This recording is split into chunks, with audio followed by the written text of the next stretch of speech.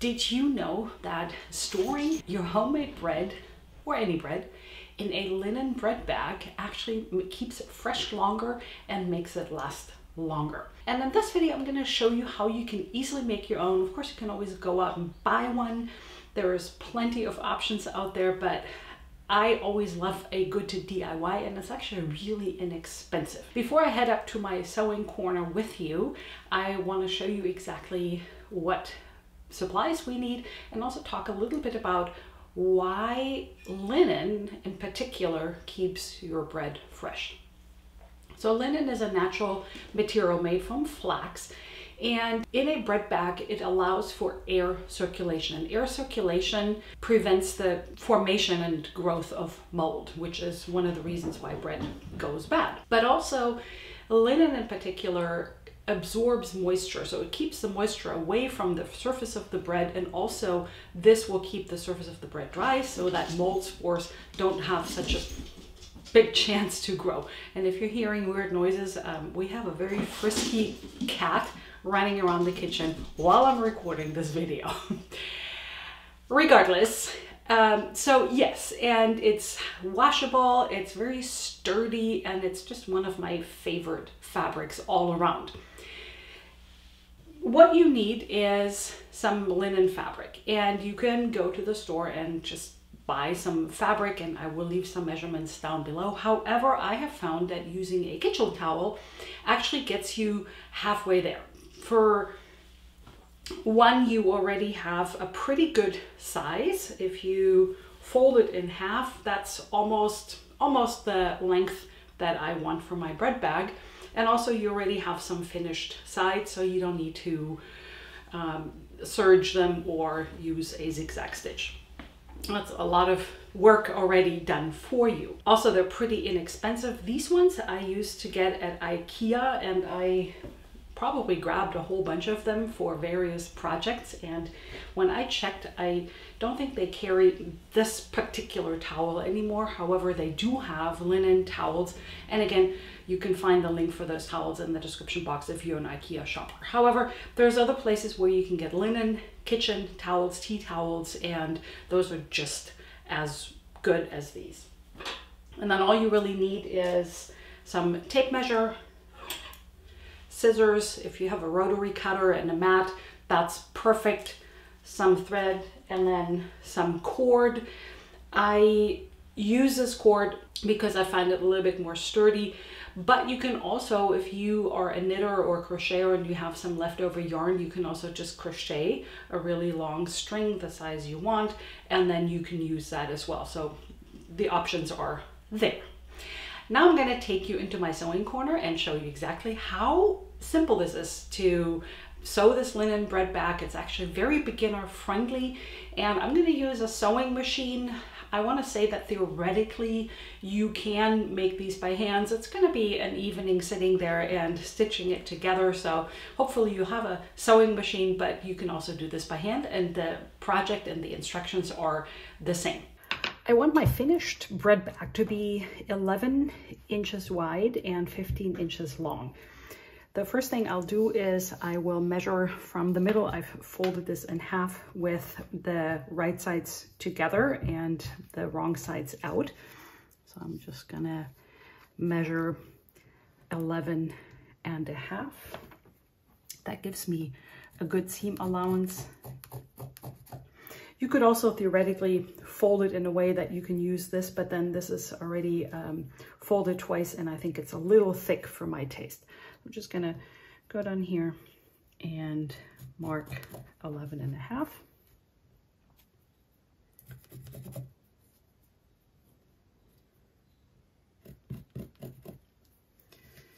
You could mark a little bit more, and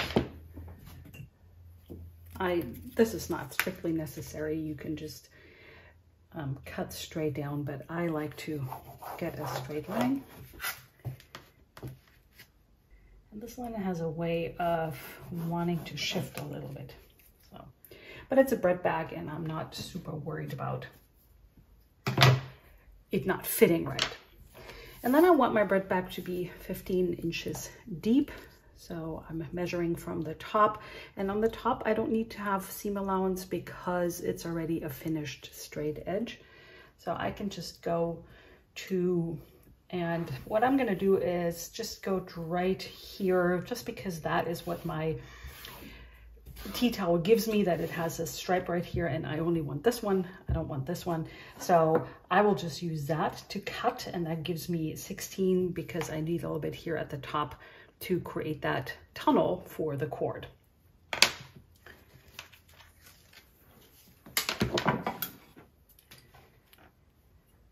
I will actually just cut right into this here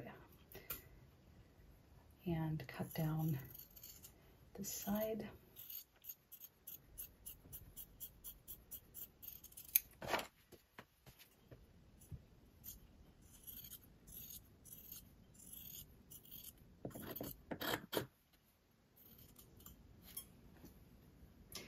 And if you're like me, you might save this for some other project or get rid of it. And then for this edge,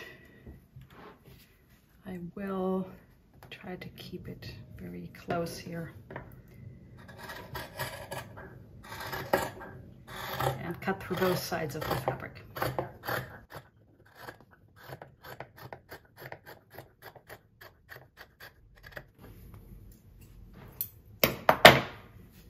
In my next step, I don't have a serger, I will just use a zigzag stitch to finish up these edges here.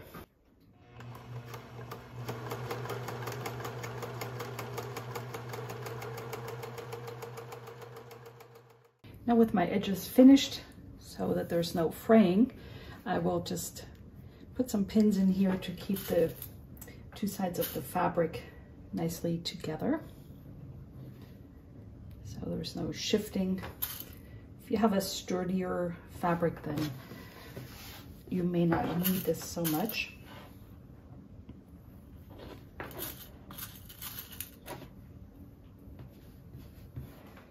The last pin I will put about 2 inches from the top. You can give it a little bit more, let's say 2 1/4, and I will put it right here.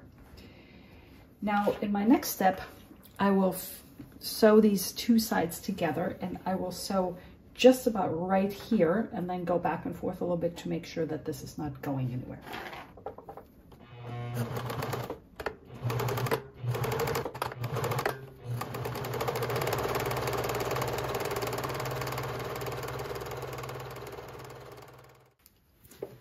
So here it is, and you can see there is this opening right here, and this is safely secured.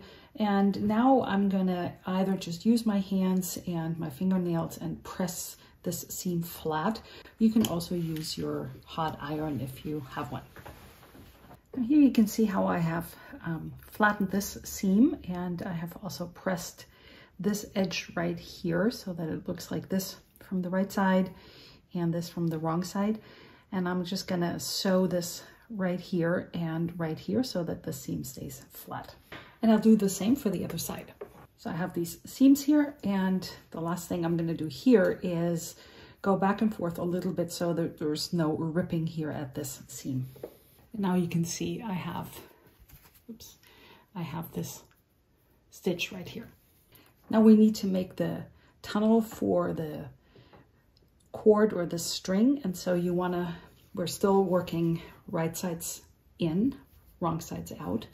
And you want to fold this over to just about right here where this little stitch is, and then you can take some pins to pin this in place. Now I will sew this together here to create this tunnel for the cord, and what you might want to do is remove this so that you have a free arm on your sewing machine.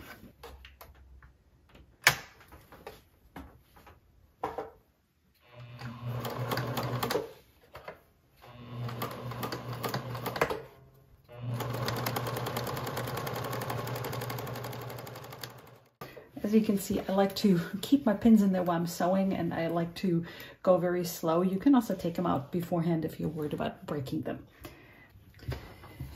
Now for the cord, for the drawstring, I am going to measure 33 inches because that will allow me to have this with some allowance here and then comfortably make a big knot in here so the drawstring isn't going anywhere. So I'm going to measure my 33 inches.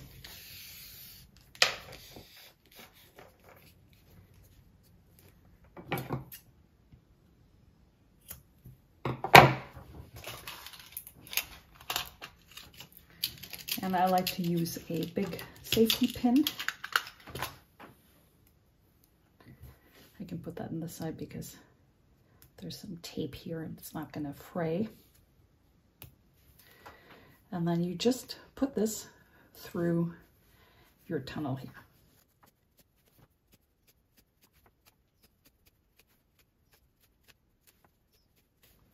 Until it comes out. And you can pull it all the way through.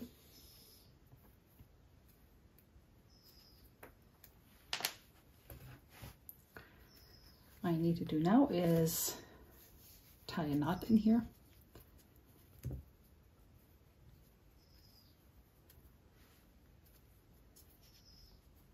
Pull it tight and pull it pretty close to the end.